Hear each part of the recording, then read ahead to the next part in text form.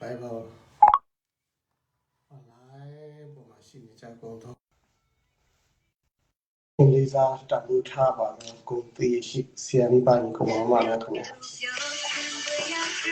ဒီနေ့ကျွန်တော်တို့ခရစ်မတ်သင်္ခါတမ်းရမယ်စစ်မှန်သောခရစ်မတ်ရဲ့အလက်တိတ်တွေဆိုပြီးမှဟောင်းစဉ်ပြီးမှ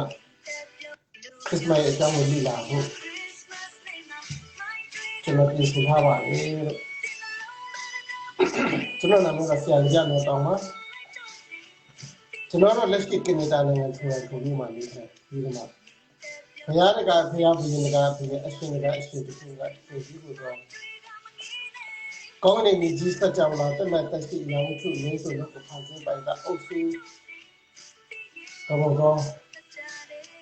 သူဖျားကသူစူဒီတော့ဖျားကစစ်မှန်တော့ဖျားရဲ့အကြောင်းကိုပုံပြဝင်ရဆန့်ချီဒီလိုဖြစ်ပါတယ်။ဒါပေမဲ့ကျွန်တော်ဖို့အခုလည်းတော့ဆိုကျွန်တော်ဖို့ပြောနေတာတော့စစ်မှန်တော့ဖျားကရဲ့ခရစ်စမတ်နဲ့ဒီပြီးကောင်းစီပြီးမှာခရစ်စမတ်အကြောင်းပဲဖြစ်ပါတယ်။အဲ့တော့မေရီဆိုတဲ့တိတ်ကိုကျွန်တော်ပထမအဆုံးအတိတ်ကိုဆန့်ချီပါမေရီဆိုတော့ပျော်ရွှင်ခြင်းဝမ်းမြောက်ခြင်းအောင်မြင်ခြင်းချမ်းသာခြင်းလို့ဒီမြင်ရပါဘာဖြစ်လို့အဲ့လိုဒီကြရလဲဆိုတော့တကယ်ရှိခုခရစ်တော်ကိုရခင်ရကောင်းတဲ့နိုင်ငံနဲ့ပြီးတော့မြည်ကြီးပေါ်လို့သူ့ရဲ့သားတော်ကိုစေထုတ်ရတဲ့အကြောင်းချင်းအနက်နာခံပြီးအရှုံးဆုံးခံပြီးအပေအတေခံပြီးအပေခံပြီးတော့မှအသက်အချက်ခံပြီးတော့အနှိမ့်ချခံပြီးတော့မှအဆုံးရုပ်ခံပြီးတော့မှစေထုတ်ဖြစ်တာဖြစ်ပါတယ်အဲ့ဒီလိုလုပ်ခြင်းအပြင်လူတွေသူ့ရဲ့မေတ္တာကိုနားလည်ပါစေတော့လို့ဒါကိုရည်ရည်ရှိတယ်ဒီနေ့တခင်ရှုခရစ်တော်ကြီးညီကြီးပေါ်မှာကြွလာရတဲ့အကြောင်းဟာလူတွေဝမ်းသာဖို့လူတွေဝမ်းမြောက်ဖို့လူတွေချမ်းသာဖို့လူတွေအောင်မြင်ဖို့ယခုဘဝလုံးဘဝဆက်တဲ့အကျိုးကျေးဇူးများဖို့ပဲဖြစ်ပါဒါပေမဲ့ဒီဗျာဒီကခင်ရှုခရစ်တော်ကျူဆိုလက်ကန်တိကျနားလေသဘောပေါက်တဲ့လူတွေကတော့ဝမ်းမသာပဲလို့နေရပါဘူးမပျော်ရွှင်မဲမနေရပါဘူးမဝမ်းမြောက်ပဲနေရပါဘူးစိတ်မချမ်းသာပဲနေရပါဘူးဒါကြောင့်မေလက်ခံတဲ့လူတွေအားလုံးပဲဖြစ်ရမယ်ပျော်ရွှင်ရမယ်အဲ့တော့ပျော်ရွှင်ဝမ်းမြောက်အောင်မြင်ချမ်းသာပြီဆိုပါပဲလေကျေးဇူးတင်ဖို့လိုတာပေါ့ဒီမှာကျေးဇူးတင်ဖို့အဲ့တော့ကျေးဇူးခရစ်တော်ကျေးဇူးတရားကိုကျွန်တော်ကဘယ်တော့ခါမှမမေ့မလျော့ပဲနဲ့အချိန်တိုင်းနိုင်တဲ့မိနစ်တိုင်းစက္ကန့်တိုင်းမှာချီးမွမ်းရမှာဖြစ်တယ်နံပါတ်1ဦးချင်းစွာတရားရှိရမှာဖြစ်တယ်နံပါတ်3တပင်ကောင်းဝင်ကဟောပြောခြင်းစွာရှိရမှာဖြစ်တယ်ဒါကိုကျွန်တော်တို့တမန်ကျမ်းစာထဲမှာပေါ်ပြထားတာဧဝံဂေလိအဲ့ဒီစကားလေးဆိုဧဝံဂေအဂေလျာဘာမှမပြန်ရတဲ့ခါမှာကျတော့ဧဝံဂေလိဟုတ်ပါဧဝံဂေလိ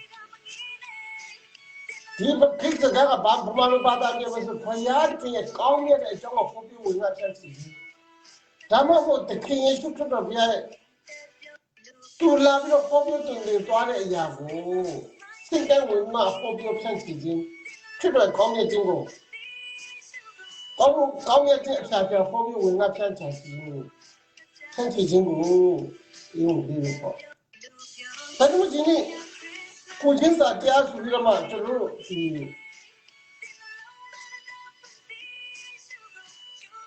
ကျန်စာကျွန်တော်တာမန်လူတွေနားလည်အောင်ပြောရမယ်ဆိုတော့ကိုချင်းစာတရားပေါ့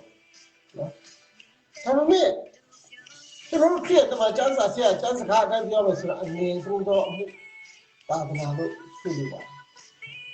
ဒါကကျွန်တော်ကိုတည်တင်တော့ရှိမတ်ခန်းကြီး25ဘာဖတ်ကြည့်နေလဲအဲ့ဒီ40ကနေပြီးတော့ဟုတ်ဆိုပြီးရှင်လူကာခန်းကြီး14အငယ်7ကနေပြီးဟိုးဆိုပြီးဖတ်ကြည့်နေစီနေတယ်တခါရှင်လူကာခန်းကြီး43နဲ့40မှာလည်းပဲတိုင်းကောင်းမင်းက င်းရောသူ့ကိုကြည့်ရတယ်မဆာတယ်ကြည့်ပြီးတော့အဲ့တော့ဒီကျန်းစာကျွန်တော်မဆူကြည့်ရစီမကု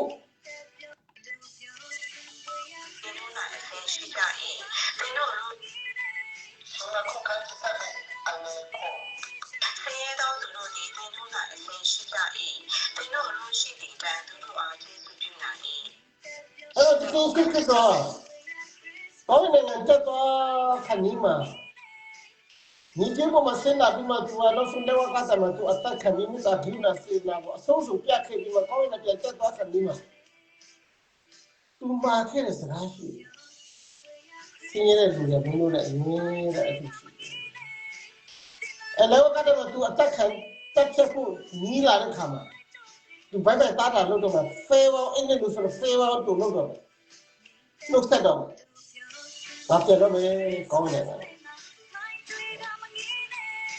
အဲ့တော့ငါမင်းတို့နောက်ဆုံးမှသိချင်တာကဆင်းရဲတဲ့လူတွေမင်းတို့နဲ့အမြဲအတူရှိတယ်အဲ့ဒီလူတွေကိုမင်းတို့ပြုတ်ချင်သမျှအကုန်ပြုတ်ချင်တဲ့အတိုင်းပြုတ်ရတယ်တိုင်းတော့ပြုတ်ရတယ်ပတ်စံနဲ့ကုညီလို့ရတယ်လက်နဲ့ကုညီလို့ရတယ်မျက်စိနဲ့ကုညီလို့ရတယ်နားနဲ့ကုညီလို့ရတယ်ပညာနဲ့ကုညီလို့ရတယ်အိမ်ယာနဲ့ကုညီလို့ရတယ်ခန္ဓာကိုယ်နဲ့ကုညီလို့ရတယ်လက်နဲ့ခြေထောက်နဲ့ကုညီလို့နားနဲ့ကုညီလို့ရတယ်အာယုအားလုံးနဲ့ကူညီလိုက်ခန္ဓာကိုယ်အားလုံးနဲ့ကူညီရတယ်။ပုံစံအမျိုးမျိုးနဲ့စီးတော့ကူညီပါ။ကူညီပါ။ဒါဟာငါ့ကိုကူညီတာလေ။ဒါဟာငါ့ကိုပြုစုတာလေ။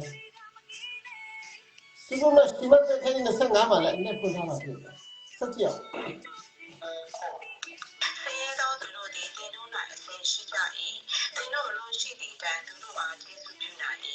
နော်တင်တို့အလိုရှိတဲ့တိုင်းကျေးဇူးပြုနိုင်တယ်ကျေးဇူးပြုကြပါကောင်းကြီးခံစားရပါပါဆက်ကြည့်အောင်တော့တန်တန်ခတ်တဲ့ဆဲအရင်ဆက်ခုလေသာရရတော့အစာဒီချုံနေတော့လဲစားတော့သူဤတော့ဒီကြောက်ဆွေးနေပြီလေ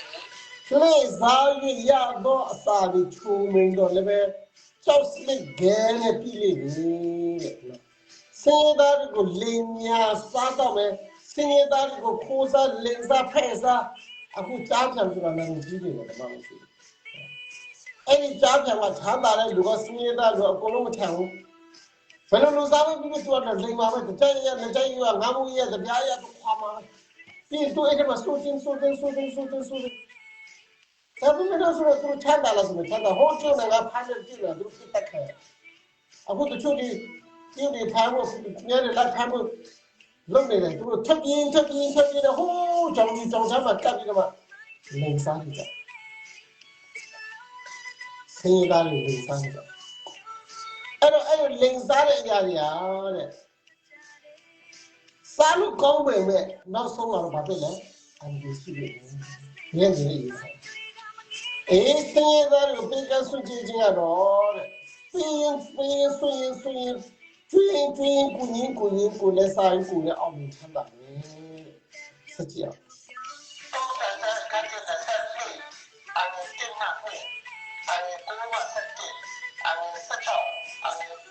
တောက်တန်ကြမ်းကိုင်းနေစတဲ့အငယ်တစ်ကိုဆက်ကြည့်အောင်ကောင်းသောအတရင်ကိုများစွာသောဥစ္စာချက်သား၍ရွေးเสียကောင်း၏သူတို့အားဆုံးမခြင်းကျေးဇူးတည်ရွှေဝဲချက်သား၍ကောင်း၏ဂုံတိခါရှိတဲ့အရာတဲ့ဂုံတိခါရှိအင်တီရှိတဲ့နေထိုင်ကြည့်ကြတာပတ်စံရှိတာတဲ့ပုံကောင်းတယ်ပညာရှိတာတဲ့ပုံကောင်းတယ်ကလိန်ကစစ်ညာနဲ့ပတ်စံရှိတာထက်ကလိန်ကစစ်ညာနဲ့ပညာရှိတာထက်ရိုးသားဖြူစင်အေးကောင်းတယ်ကဂုံအင်တီတိခါရှိနေတာကောင်းတယ်လူတွေအများကြိုက်အောင်လူတွေအများလက်ခံနေထိုင်ကြရဘာနဲ့မှမနေနိုင်တဲ့ဒါကတစ်ခုဖြစ်ကောင်းပါလေဆက်ကြဘယ်ရတတ်တော်သူနဲ့ဆင်းရဲသောသူတို့သည်တွေ့ကြကြ၏ထိုသူပေါင်းတို့ကိုခြားပါဗျာဖန်ဆင်းတော်မူ၏အဲ့ပတ်စံရှိတဲ့လူကိုလည်းပဲဘုရားကပဲဖန်ဆင်းထားတာအဲ့ဆင်းရဲသားတွေကိုလည်းဘုရားကပဲဖန်ဆင်းထားတာအဲ့ဒီပတ်စံရှိတဲ့လူက အဲ့ဒီစင်ရသားတွေကိုဒီလောကကြီးမှာနေထိုင်ရတဲ့ခါမှာအခက်အခဲပေါင်းများများဆိုတာဒုက္ခဆင်းရဲမျိုးဝမ်းသာစရာဝမ်းမြောက်စရာဆင်းရဲစရာဝမ်းနည်းစရာကြည်ကွဲစရာစိတ်ပြည့်စရာအခက်အခဲတွေအားလုံးအတူတူရင်ဆိုင်ရကြလိမ့်မယ်။ဘာဖြစ်လို့သူတို့တွေအားလုံးကိုဘုရားရှင်လက်ခံနေထားတာဖြစ်တယ်။ဒါကြောင့်ဆင်းရဲလို့ရှိပြီးမှဘဝမေးလို့မရတယ်။ချမ်းသာလို့ရှိပြီးမှဘဝမေးလို့မရတယ်။ဆင်းရဲလို့ရှိပြီးမှဘုရားရှင်ဒေါသထွက်ပြီးတော့စိတ်တူပြီးတော့မှဘုရားရှင်ကိုမြက်ွယ်ပြုလို့မရဘုရားရှင်ရဲ့နောက်ကြောခိုင်းတော့လို့မရဘူးတဲ့။ဆင်းရဲတဲ့ဖြစ်စေချမ်းသာတဲ့ဖြစ်စေမိမိရဲ့စိတ်နှလုံးကဘုရားသခင်မှာချင်းကပ်ပြီးမှဘုရားလိုတော်တိုင်းလိကျဘုရားခင်အလိုတော်လိုက်ဆက်ကြအားထုတ်ခြင်းအကောင်းဆုံးသောတရားဖြစ်တယ်။ဆက်ကြည့်အောင်ကျွန်တော်ကျူနာမျက်စိရှိသောသူသည်ဆင်းရဲသောသူတို့ကိုကြွေးသောကြောင့်မင်္ဂလာရှိလိမ့်မည်။အထီးမဲ့မြင်တွေ့သောသူကိုနှင်ထုတ်တော့ဒုမျိုးရင်းရမှန်လဲထွက်သွားလိမ့်မည်။အဲ့ဒါကယူနာမျက်စိရှိသောသူကတကယ်လို့စေတနာယူနာစိတ်ကောင်းစေတနာယူနာမိသားရှိရတော့ဆင်းရဲတဲ့သူရှိဘာဖြစ်လဲဒီကပါစာရှင်းနေ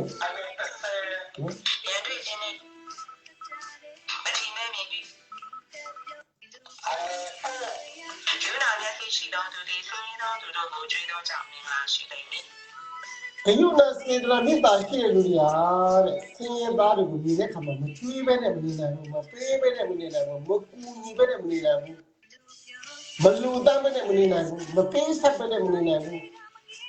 မလုပ်ပေးမကိုင်ပေးပဲနဲ့မပတ်သက်ပဲနဲ့မနေနိုင်ဘူးတဲ့အဲ့ဒီလူတွေအမှန်တကယ်လာရှိတယ်။ဒါခရစ်စမတ်ကိုကျွန်တော်တို့ဒီလိုနည်းနဲ့စစ်မှန်သောခရစ်စမတ်ဒီလိုနည်းနဲ့ကျွန်တော်တို့စိတ်ပါရတာဖြစ်တယ်။ဒါဟာစစ်မှန်သောခရစ်စမတ်ရဲ့လုပ်ဆောင်ခြင်းပဲဖြစ်တယ်။ဟိုလူကျွေးတဲ့နွားတွေတိုးတဲ့တပ်ပြီးတော့မှပွဲကြီးပွဲကောင်းတွေဖြစ်တယ်လို့ဒီမှာဂုံဂုံချင်းဖတ်ဖို့ဂုံဂုံချင်းတိုင်ဖို့မာနချင်းတိုင်ဖို့လောက်နိုင်လေဆွေးနိုင်လေဆိုပြီးမှချောပြီးလှပြီးဆိုအလှပဲခဲ့တဲ့အကျော်မော်တွေခေါ်ပြီးမှကြွားလုံးထုတ်ဖို့မဟုတ်ပါဘူး။ဆက်ကြည့်အထီးမဲ့မြင်တွေ့သောသူကိုနှင်ထုတ်တော့ဒုမျိုးရင်းရမှန်လဲထွက်သွားလိမ့်မည်အဲ့တော့မထီနဲ့ညီပြုတဲ့လူတွေလည်းရှိတယ်ပဲတဲ့။ဘာပဲလို့လို့ကြည့်ရတဲ့လူတွေဝယ်ဖန်တဲ့လူတွေအကောင်းမြင်ဝါဒမရှိတဲ့လူတွေရှိပါလိမ့်မယ်။အဲ့လိုအကောင်းမြင်ဝါဒမရှိတဲ့မထီနဲ့ညီပြုတဲ့လူတွေကိုနှင်ထုတ်လိုက်အဲ့ဒါဆိုစာတိုင်းဟာသိအနာမှာထပ်သွားပါလိမ့်မယ်။အဲ့လိုမထီနဲ့ညီပြုတဲ့လူတွေအဲ့ဒီအကောင်းမြင်ဝါဒမရှိတဲ့လူအဲ့ဒီအပြုတ်ကနန်းကိုကြည့်တဲ့လူ negative ကိုပဲကြည့်တဲ့လူတွေစာတိုင်းတွေစာရန်အဲ့တော့သူတို့ကိုနေကြလိုက်ပါစာရန်ကတိတ်နားမှာထွက်သွားပါလိမ့်မယ်ဆက်ကြည့်အောင်ရန်တွေ့ခြင်းနဲ့ကြရဲ့ခြင်းလေးနေလိမ့်မည်စိတ်လုံးဖြူစင်ခြင်းကိုနှစ်သက်တော်သူသည်လျှောက်ပတ်သောစကားကိုပြောတတ်၍ရှင်ပြေနှင့်မက်ဆီဖွယ်ရလိမ့်မည်အဲ့ဒီကြရဲ့လူတွေမောင်းထုတ်လိုက်တာနဲ့ဝေဖန်တဲ့လူတွေအကောင်းမြင်ဝါဒမရှိတဲ့လူတွေဆောကားမို့ကြွားတဲ့လူဝေဖန်ကြရဲ့တဲ့လူနေကြလိုက်တာနဲ့ဘာဖြစ်လဲစာရန်ကုစက်ထက်တာအဲ့တော့စာရန်ကုစက်ထက်တော့ယူမလားမကဘူးစိတ်လုံးဖြူစင်ခြင်းကိုနှစ်သက်တော်သူသည်လျှောက်ပတ်သောစကားကိုပြောတတ်၍စိတ်နှလုံးဖြူစင်တော်သူသည်လျှောက်ပတ်သောစကားကိုပြောတတ်စိတ်နှလုံးဖြူစင်တဲ့လူတွေအားတဲ့စကားကောင်းကောင်းပြောတတ်တယ်ဘယ်သူပေါ်မှာဆိုယူနာစကားမေတ္တာစကားနဲ့အရင်ခံပြီးပြောတတ်တယ်တဲ့ဟုတ်လားရန်တွေ့ခြင်းနဲ့ကြရဲ့ခြင်းလေးနေလိမ့်မည်ရန်တွေ့ခြင်းနဲ့ကြရဲ့ခြင်းနဲ့နေလိမ့်မယ်အဲ့ဒီကြရဲ့ချင်းထားတတ်တဲ့လူတွေကောင်းရောရမရှိမောင်းထုတ်တဲ့နဲ့အချင်းချင်းရန်တွေ့ခြင်းအချင်းချင်းကြရဲ့ခြင်းအချင်းချင်းဝေဖန်ခြင်းဆိုတဲ့အကောင်းရောရတဲ့အဲ့ဒီ negative တွေလည်းပြည့်စရာလိုလို့တက်ထွက်ပါလိမ့်မယ်ကြောက်ကုန်တယ်နော်တောင်းကျခြင်းချင်းကိုနှစ်သက်တော်သူသည်လျှောက်ပတ်သောစကားကိုပြောတတ်၍ရှင်ပြေနှင့်မက်ဆီဖွယ်ရလိမ့်မည်အဲ့တော့စိတ်နှလုံးဖြူစင်တဲ့လူတွေကတော့နော်မေတ္တာကိုအခြေခံပြီးတော့ဂရုဏာကိုအခြေခံပြီးတော့မှလူတိုင်းပေါ်မှာစိတ်ကောင်းစေတဲ့ဂရုဏာနဲ့ပြုံနဲ့ပြောဆိုဆက်ဆံတတ်တဲ့အတွက်နောက်ဆုံးတော့သူ့ရဲ့ခွင့်ရတာရှင်ဘုရင်နဲ့တော့ပြရတဲ့ခွင့်ရရှင်ဘုရင်ဆိုယေရှုပြောတာဘုရားကျင်ပြောတာဝိညာဉ်ရဲ့အရှင်ဘုရင်အရှင်ယေရှုခရစ်တော်ဘုရားခေါ်ရဘုရားနဲ့တွေ့နိုင်ခြင်းခွင့်ရမယ်ဆက်ကြထာဝရဘုရား၏မျက်စိတော်သည်တရားအချက်ကိုဆောင်၏ပြမသောသူ၏စကားကိုကာချေတော်မူ၏ဒါကြတဲ့သူမျက်စိကတဲ့ဓမ္မပညာဉာဏ်ပညာ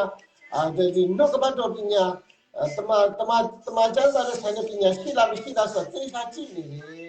သိချာကြည့်နေတယ်လူတိုင်းရဲ့ဘဝတက်တာဟာဒီနှုတ်ကပတ်တော်နဲ့အသက်ရှင်နေမရှိလားနှုတ်ကပတ်တော်ပညာဘယ်လောက်ရှိတယ်မရှိတယ်ဆိုတာဘုရားဆရာမသိတယ်စကားကိုပြောတဲ့၍ရှင်ဘီနဲ့မိတ်ဆွေဖွဲ့ရလိမ့်မည်အာမင်ထာဝရဘုရား၏မျက်စိတော်သည်ပညာအချက်ကိုဆောင်၏ထာဝရဘုရားမျက်စိတော်သည်ပညာအချက်ကိုဆောင်၏သမပညာဘယ်လောက်ရှိတယ်မရှိဘူးဆိုတာအဲ့တော့ကြည့်တယ်နှုတ်ကပတ်တော်နဲ့ဘယ်လောက်နားလေလဲဘယ်လောက်နားမလဲဘူးလဲဘယ်လောက်လိုက်ရှောက်နေလဲလိုက်မရှောက်ဘူးလဲဆိုတာကိုဘုရားကကြည့်ရှုနေတယ်ဘုရားကကြည့်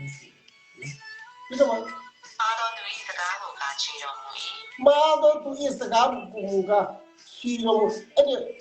မာယူနဲ့ဩဝါဒမာယူနဲ့နှုတ်ကပတ်တော်မာယူနဲ့အယူဆမာယူနဲ့သွန်သင်မှုမာယူနဲ့အတွေးခေါ်တွေကိုတော့ဘုရားကပယ်ဖျက်ပေးရတယ်လက်ခံမှာမဟုတ်ဘူးဒီစားကြည့်နေတယ်ဟုတ်လားဆက်ကြည့်အနေဆက်တော့ကိုဒီဝါကိုစေတာတော့ညစေတော့သူဒီဝေရတဲ့တော့သူတို့အပြီးတော့သူဒီလေချင်းတော့အမှန်ရောက်နေပြီဟောကိုစီဝါရဲ့အောင်မြင်ဖို့အခုတော့ကြားခံနေပေါ့အဲ့ဒါကြားခံနေဆိုလို့ကိုစီဝါရဲ့အောင်မြင်ဖို့ကိုချမ်းသာဖို့ကိုတိုးတက်ဖို့ကိုရှင်ပြဖို့စင်ရတဲ့စဉ်းစားတဲ့နှင်းစိတ်လက်ဆက်ဒီမှာကောင်းပုံဖြတ်ဒီမှာလူယူဒီမှာနင်းညူလမ်းနဲ့ခိုင်းစားပြီးတော့မှနင်းညူလမ်းနဲ့နှိမ့်ဆက်ပြီးတော့မှနင်းညူလမ်းနဲ့ကဲရည်ပြီးတော့ညဲ့ရည်ဒီမှာဟိုချမ်းသာတဲ့လူကြတော့သွားပြီးတော့အာနာရှိတဲ့လူကြတော့သွားပြီးခွန်းဝင်ပြီးမစားနိုင်မတော့နိုင်ဝင်တဲ့လူကြီးကြီးအမျိုးမျိုးနဲ့ညစ်ညစ်ပါအနိုင်ချင်းပြီးတော့လူယူပြီးမှနော်ဟိုချမ်းသာတဲ့လူကြကိုကပြန်သွားပြီးဟိုအာနာရှိလူကြထပ်ပြီးတော့သွားပြီး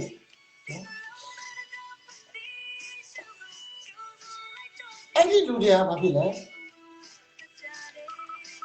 အနေဆက်တော့ကိုဒီဝါကိုစေတာတော့ညစေတော့သူဒီဝေရတဲ့တော့သူတို့အပြီးတော့သူဒီလေချင်းတော့အမှန်ရောက်နေပြီဆင်းရဲခြင်းတို့အမှန်ရောက်နေတယ်တနေ့နေ့တည်ရင်တူလက်ပြပြီးဆင်းရဲတာဘာဖြစ်လို့သူကဆင်းရဲတာကိုကျွန်တော်နှိမ့်ဆက်တယ်ဆင်းရဲတာကိုကျွန်တော်သူကလင်းနဲ့ချာရောတွေးပေါပြီးတော့မစက်ချူနဲ့တမျိုးတန်တန်နဲ့တမျိုးကလင်ကချင်းနဲ့တမျိုး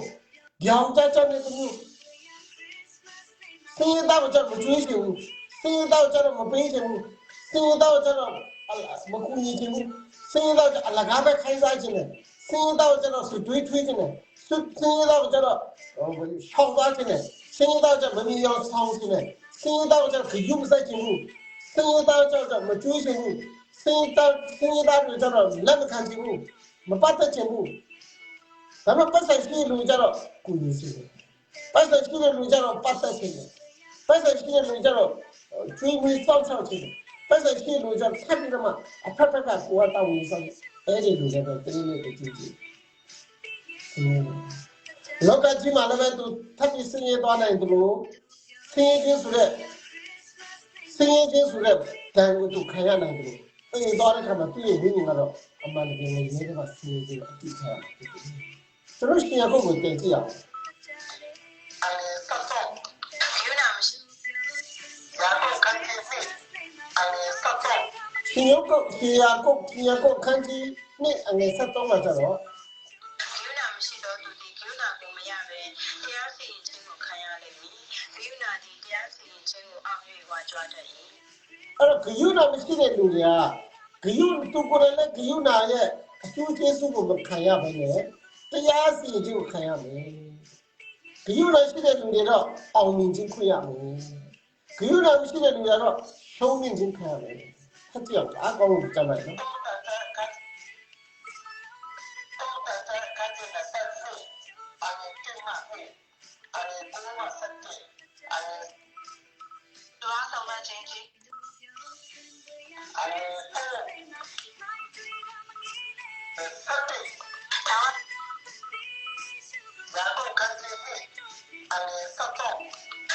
မရှိတော့သူဒီယူနာကိုမရပဲတရားစီရင်ခြင်းကိုခံရလိမ့်မည်နော်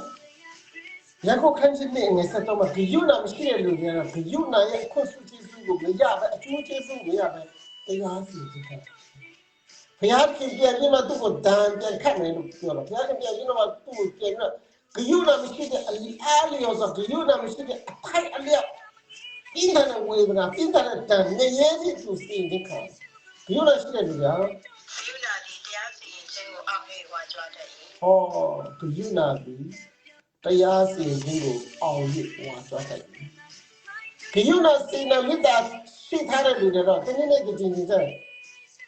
တရားစီရင်ခြင်းမှာလွတ်မြောက်ပြီးတော့မှ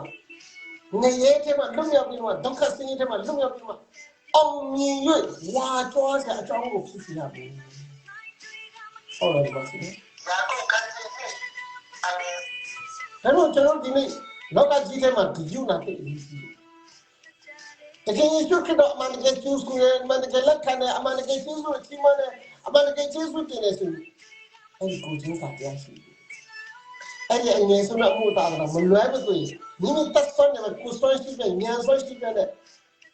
စံနှလုံးအကျွေးမဲ့နဲ့ပါဝင်ပြီးတော့ဆက်ကပ်ပြန်အဖြစ်ခရစ်စတန်ကိုကောက်ထုတ်ပေါ်တခြားနည်းနဲ့ပေါ်လို့မရဘူးတခြားနည်းနဲ့ပေါ်လို့မရဘူး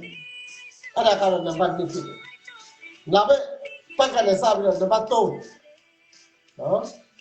တရင်ကောင်းဝင်ငါဖြန့်ချီခြင်းဆိုတော့ကျွန်တော်ခရစ်စတန်ကိုတရင်ကောင်းဝင်ငါဖြန့်ချီခြင်းနဲ့